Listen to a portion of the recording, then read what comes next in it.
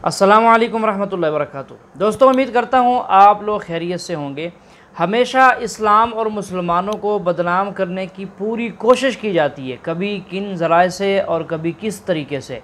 आज की वीडियो में भी आप देखेंगे एक शख्स इस्लाम को बुतों की पूजा के हवाले से बदनाम करने के लिए पूरी कोशिश कर रहा है, और उसका कहना यह है कि मुसलमानों के भी बुत हैं और वो उनकी पूजा करते हैं, नऊज़ुबिल्लाह मिन ज़ालिक। तो नाज़रीन, आइए इसकी वीडियो है, ये देखिए। इसके बाद फिर आप सुनेंगे डॉक्टर ज़ाकिर नाइक साहब से।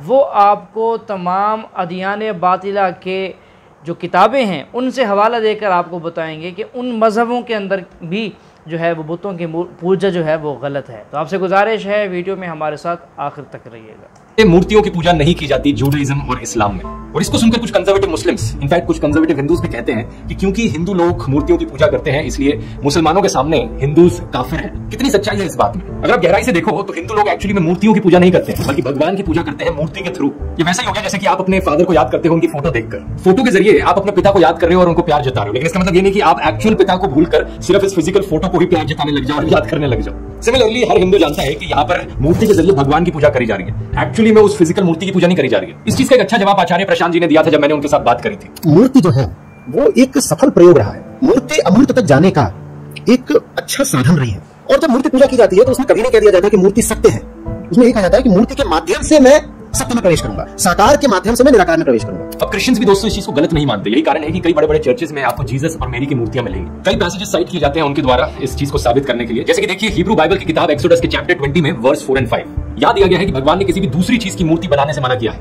उनके आगे झुकने से मना किया है। नोट करने वाली बात यह है कि भगवान की मूर्ति नहीं, किसी दूसरी चीज की मूर्ति के आगे झुकने से मना किया है। अब 5 चैप्टर आगे चलिए, चैप्टर 25 वर्स 17 to 22 में लिखा गया है, भगवान प्रॉफिट मोसेस को खुद कमांड करते हैं कि एक प्योर गोल्ड की मर्सी सीट बनाए, उनके दोनों तरफ चेरब की मूर्ति बनाए। भगवान कहते हैं कि वो मोसेस से बात करेंगे इन स्टैच्यूज के बीच में से। ये इकलौता एग्जांपल नहीं है। एक और किताब Hebrew Bible Ezekiel chapter 41 verse 25 temple of Jerusalem का डिस्क्रिप्शन पढ़िए। दरवाजों और दीवारों पर चेरब की और पाम ट्रीज की कार्विंग थी। तो देखकर ऐसा लगता नहीं है कि भगवान को कोई प्रॉब्लम है कि हम उनकी फोटोज यूज करें या उनकी मूर्तियां बनाएं, एज लॉन्ग एज उन चीजों का हम इस्तेमाल करें भगवान को वर्शिप करने के लिए, उन मूर्तियां या फोटोज को वर्शिप करने के लिए नहीं। कुरान आयत 448 को अक्सर कोट किया जाता है कि ये वो कोट है जो दिखाता है कि कैसे कुरान बिल्कुल ही मूर्तियों के अगेंस्ट है। यहाँ भी हम देखते हैं कि do not associate partners with God, यानी भगवान के अलावा किसी और के भक्त मत बनो, किसी और की पूजा मत करो। यही सेंटीमेंट कुरान चैप्टर 31 आयत 13 में दिखता है कि केवल भगवान की पूजा करो। तो ये कहना कि सारे मुस्लिम सारे नॉन मुस्लिम्स को काफिर मानते हैं, ये बहुत ही गलत नोशन है। जो लोग नफरत फैलाना चाहते हैं उन लोगों के द्वारा ऐसी चीजें फैलाई जाती है। इस्लाम शब्द का मतलब ही होता है सबमिशन बिफोर द गॉड, भगवान के सामने झुकना, और मुस्लिम शब्द का मतलब होता है जो इंसान भगवान के सामने झुकता है। इसलिए एक लिबरल मुस्लिम के पर्सपेक्टिव से कोई भी इंसान जो किसी भी धर्म में मानता है वो एक मुस्लिम है,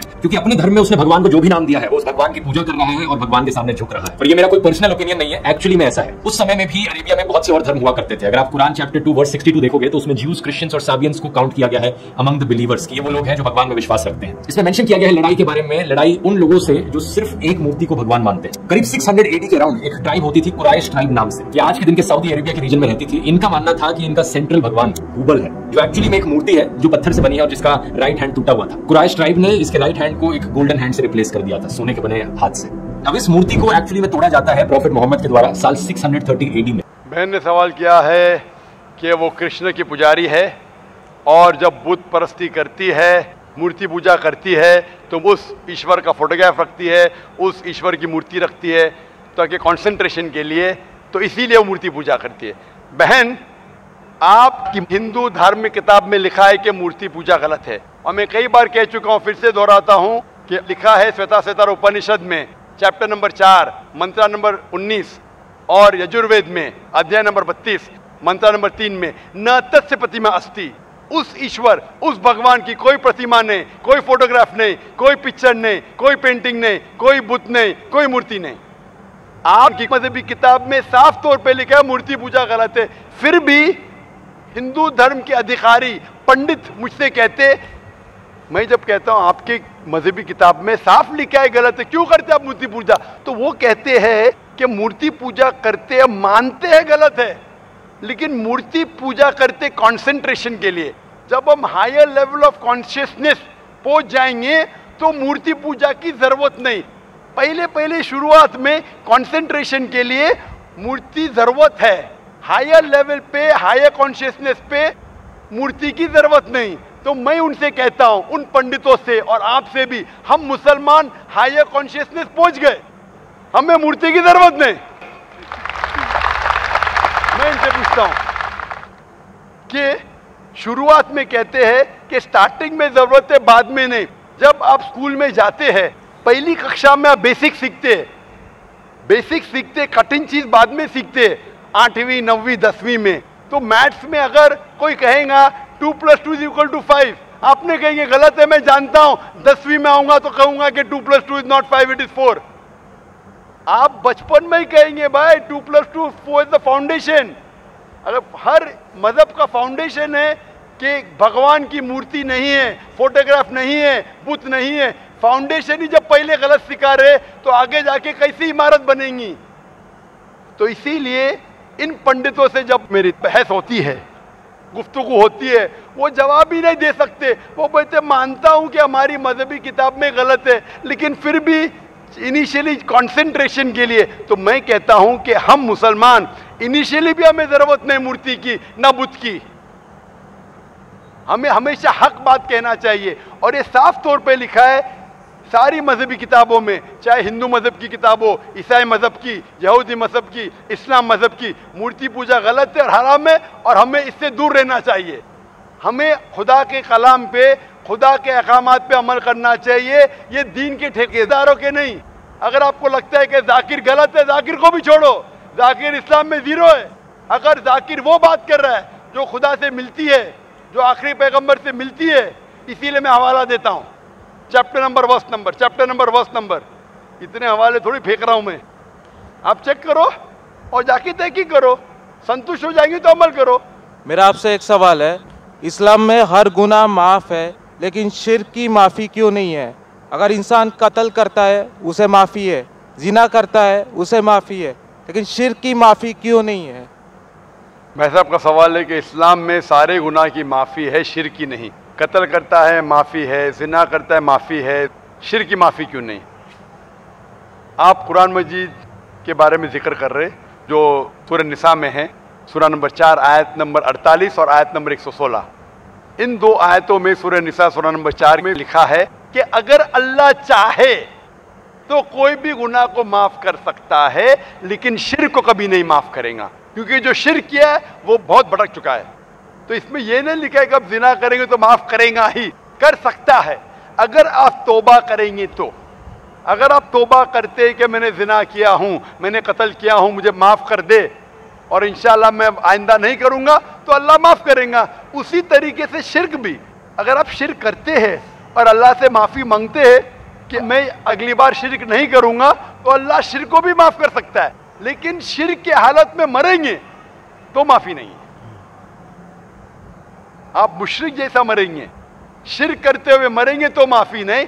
अगर आपने शिर्क किया, लाइक आज आप देख रहे हैं, कल भी परसों भी कितने गैर मुस्लिम बुत परस्ती करते थे, शिर्क करते थे, मूर्ति पूजा करते थे, अभी मुस्लिम बन गए। अल्लाह ताला बेशक माफ करेगा। और जिस दिन आप इस्लाम कबूल किए, आपके पिछले गुनाह सारे माफ, आपका स्लेट क्लीन। मैं माशाल्लाह अभी 46 साल का हूं, अच्छे काम करता हूं, इंसान हूं, गलतियां भी करता हूं। आप अगर इस्लाम कबूल करें, आपका स्लेट क्लीन। मेरे तो स्लेट में तो काफी चीज ऊपर नीचे है। अगर आप इस्लाम कबूल करें तो अल्लाह के रसूल फरमाते आपके सारे गुनाह माफ, स्लेट इज क्लीन। तो आप एक साफ सुथरे मुसलमान बनते, इसके बाद हिसाब किताब शुरू होगा।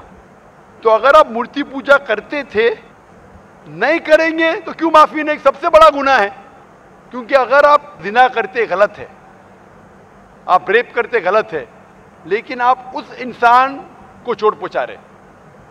आप अगर कत्ल करते गलत करते, लेकिन अगर मूर्ति पूजा करते तो उस खालिक के नाफरमान हैं, उस खालिक को गाली देने से फर्क नहीं पड़ता है।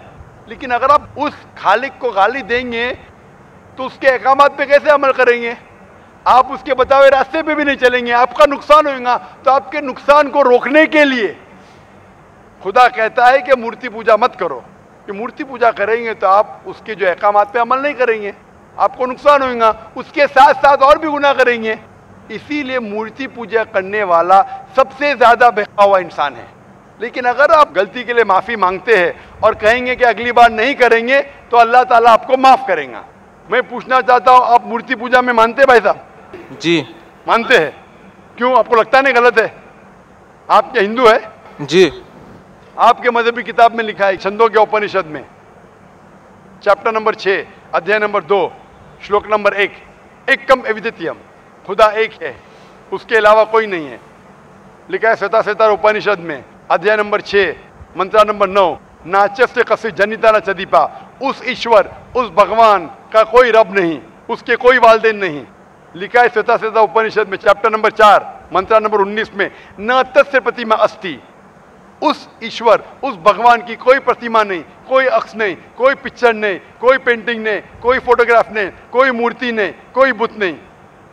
लिखा है यजुर्वेद में, चैप्टर नंबर 32, वर्ष नंबर 3 में, मंत्र नंबर 3 में, न तस्य प्रतिमा अस्ति, उस ईश्वर, उस भगवान की कोई प्रतिमा नहीं, कोई अक्ष नहीं, कोई पिक्चर नहीं, कोई पेंटिंग नहीं, कोई फोटोग्राफ नहीं, कोई बुत नहीं, कोई मूर्ति नहीं। तो साफ तौर पे कई जगह आप हिंदू की मजहबी किताब में लिखा है कि मूर्ति पूजा गलत है, तो क्यों आप मूर्ति पूजा करते हैं भाई साहब? जी हाँ, इस पर फिर जवाब कोई नहीं बन पाता, ना ही पंडित जवाब देते हैं और ना ही हिंदू लोग जवाब दे सकते हैं, बल्कि आएँ बाएँ शाएँ करते हैं। वो भाई तुम्हारी किताबों के अंदर तो लिखा है मूर्ति पूजा गलत है, और तुम अपनी किताबों के भी खिलाफ करते हो, अपने हाथों से बुत बनाते हो, उनकी पूजा करते हो। तो चलिए मज़ीद सुनते हैं डॉक्टर साहब इस आदमी को क्या कहते हैं। जी, इस बारे में मुझे सही तालीम नहीं है, मुझे थोड़ा वक्त चाहिए। मैं इतने हवाले दे रहा हूँ कि आपको लगता है कि मैं फेंकते जा रहा हूँ, हवाले के हवाले दे रहा हूँ, आप नोट कीजिए। जी, आप लाइब्रेरी में जाइए, आपको वेद नहीं मिलता है तो हमारी लाइब्रेरी में जाओ, इस्लामिक रिसर्च फाउंडेशन। हमारे इस्लामिक रिसर्च फाउंडेशन में आपको वेद का तर्जुमा मिलेगा, महाभारत का तर्जुमा मिलेगा, भगवत गीता के कम से कम 30 तर्जुमे मिलेंगे, बाइबल मिलेगा, बाइबल का तर्जुमा मिलेगा, कुरान का तर्जुमा मिलेगा, हदीस का तर्जुमा मिलेगा। मैं नहीं जानता हूँ कहीं भी हिंदुस्तान में इतने मजहबी किताब का तर्जुमा मौजूद है। इस्लामिक रिसर्च फाउंडेशन में फ्री लाइब्रेरी, एयर कंडीशन में बैठो, फ्री पढ़ो, इंशाअल्लाह आपको चाय पानी भी दूंगा मैं। चाय पानी रिश्वत नहीं है, तो क्या आप ठंडे दिमाग से, कभी ठंडा दूंगा कभी चाय पानी, तो आप अच्छे दिमाग से रिसर्च कीजिए। हमारे पास कंप्यूटर सॉफ्टवेयर है, आप क्या जानना चाहते हैं वेद के ऊपर बटन दबाओ, मिलेगा आपको। किधर लिखा है मूर्ति पूजा हराम है? बटन दबाओ, कंप्यूटर में निकलेगा बाहर। वेद के कंप्यूटर सॉफ्टवेयर है, बाइबल के कंप्यूटर सॉफ्टवेयर है, कुरान के कंप्यूटर सॉफ्टवेयर है, हदीस के। तो मैं आपसे दरखास्त करता हूं कि आप रिसर्च कीजिए कि खुदा एक है, रिसर्च कीजिए कि मूर्ति पूजा गलत है, रिसर्च कीजिए कि आखिरी पैगंबर मोहम्मद सल्लल्लाहु अलैहि वसल्लम है। और मैं दुआ करता हूं कि आपको हक जल्दी मिलेंगे ताकि आप इस दुनिया और आखिरत में सफलता पाए। शुक्रिया। जी हाँ नाजरीन, आज की हमारी ये वीडियो थी, आपने देखा है तफसील के साथ डॉक्टर साहब ने हवाला जात से बात समझाई है इस आदमी को भी, और जवाबात दिए हैं उस पहले शख्स को जो मुसलमानों के बारे में गलत बातें करता हुआ नज़र आता है। तो नाजरीन, हमेशा हिंदू ये कोशिश करते होते हैं कि मुसलमान बदनाम हो, इस्लाम बदनाम हो, लेकिन इनकी एक कोशिश, इनकी ये मेहनत हमेशा इंशाल्लाह रायगा जाएगी, ज़ाया होगी। इसका नुकसान मुसलमानों को तो नहीं होगा, लेकिन इनकी अपनी ज़ात को बहुत ज़्यादा नुकसान दुनिया और आखिरत में पहुँचेगा। तो नाजरीन, आज की हमारी वीडियो कैसी लगी कमेंट करके ज़रूर बताइएगा। वीडियो को लाइक और शेयर भी कर दीजिए और चैनल को सब्सक्राइब भी कर दीजिए।